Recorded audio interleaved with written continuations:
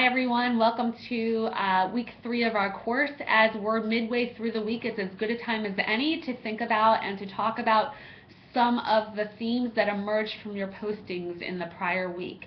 And I want to talk primarily about your reactions to the McDonald reading and what emerged from that. It's evident, I'm sure, or at least becoming evident, why we started out the course with this particular reading. It introduces many of the themes that will weave through our course together. The theme, first of all, of reading our teaching and being reflective practitioners. McDonald provides an up-close and very personal example of what it means to reflect upon the choices that we make as educators. He does this through journaling, and many of you were surprised, first of all, that he made time to do it. And I recognize that this isn't our first priority at the end of a long day to take out our laptops and write about the choices that we made. So in this course, we will be formatting and regularizing this practice through several of our assignments. Not in the exact same way he did, but through, for example, the sharing of anecdotes about our teaching, the submission of and reflecting upon your lesson plans. The second paper for this course, you'll be examining a facet of your own practice. Through the final portfolio, as you look closer at that assignment, you'll see it's a lot about self-reflection. And of course, through our regular weekly discussions and postings, sharing and opening up to your colleagues about the choices you are making in your teaching. Hopefully this practice will get under your skin. One thing that I think we can learn from McDonald is when we take time to what I call press the pause button. We press the pause button on our DVR or whatever technology we're using today and think about what's the choice that I made earlier today or last week with my learners. And then stepping back and thinking, was that the right choice? Are there other choices I could have made? It can feel like a daunting process. That's what helps us to become better at what we do. And several of you referred to this theme of the uncertainty of teaching. Teaching is a craft, as McDonald says, rather than a science. What we will be doing in this course is opening ourselves up to being observed, both by our manchim and by one another in one sort of way. Even though we won't be present in one another's classrooms, we're making ourselves vulnerable. I know it's not so easy, but it's so important, again, and crucial to this process of learning about ourselves and understanding our voice as educators. Perhaps you've never really examined and had others examine your teaching in this way. It's new and scary and exciting all at the same time. Many of you note that it's both refreshing and shocking to see how honest McDonald is. As you go through this course, you'll be thinking about, are there times that your own honesty and self-revelations to the group is shocking to you, that you wouldn't have expected it? Is it surprising to you? This relates to the what I asked you to do, to look at the Dead Poets Society clips. You all had a lot to say about them, and you had different reactions to Keating, recognizing that there's no one right way that we're trying to instill in all of us. Of course, I'm having us think about some different approaches to teaching that I think can be very helpful to us. But often in teacher prep programs, both the learners themselves and the teacher educators have this belief that there's one right way that we can grab onto. That's not what this course is about. Teaching, as McDonald notes, and as you all note, is a messy craft, often with not clear answers. So what we do is we reflect together on the different choices, again, that one can make, and engage in this community of practice.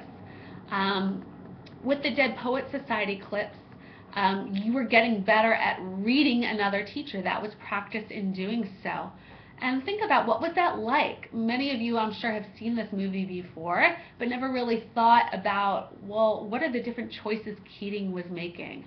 Now that you're watching this movie through the lens of pedagogy, are there things that stand out or you notice that you hadn't previously?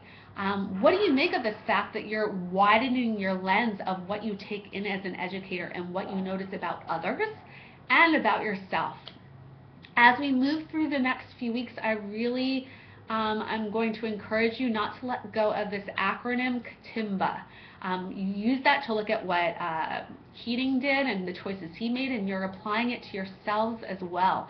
Using it as a lens for consistently and constantly reflecting on yourselves as educators. I found this to be very, very useful, especially as this idea of reflective practice can become overwhelming. Having something to grab onto.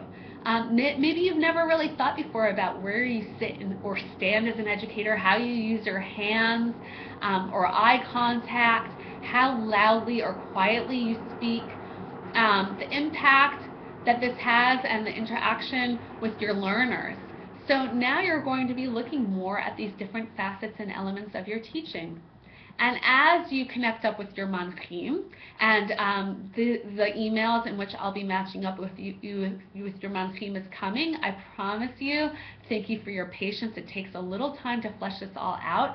As you begin to work with your manchim, you will be considering firsthand what it is like to open up your teaching to someone else's observation and having them think about your voice and the different elements of your voice as an educator. The goal is to help you to feel supported, and I hope that this is the case. It will be interesting for you to reflect on this experience of opening up your practice to others and to think back to McDonald's throughout this course. What do we gain from stepping out of what are often the isolation tanks of our teaching settings? What is it like to share your practice with someone else? A few more things about CATIMBA. In this course, what can often feel frustrating is thinking that that we have to think about everything in our teaching all the time. There's so much to remember. Use this acronym CATIMBA to help you to think about these different elements right now. More will be coming. You don't have to be getting it right all the time. No one gets it right all the time. I hope that's what you're gathering also from McDonald's, that we take different pieces of our teaching a little bit at a time and look at them and examine them, and that's what you'll be doing with your manchim as well. Picking out a few elements of your teaching that you want to go in depth and look at with someone else. This little acronym is a way for you to be considering what are the choices that feel authentic to you, finding your way and what feels right to you. This relates to the classroom setup exercise. What is hopefully more evident to you, excuse me, as this week progresses, excuse me, let me take a drink of water, is that the choices you make and how you physically arrange your class reflect and should reflect your values and beliefs about what it means to teach. And this is all tied into your voice. What does teaching look like in your space? As you continue, consider, are you engaging your learners in experiential learning?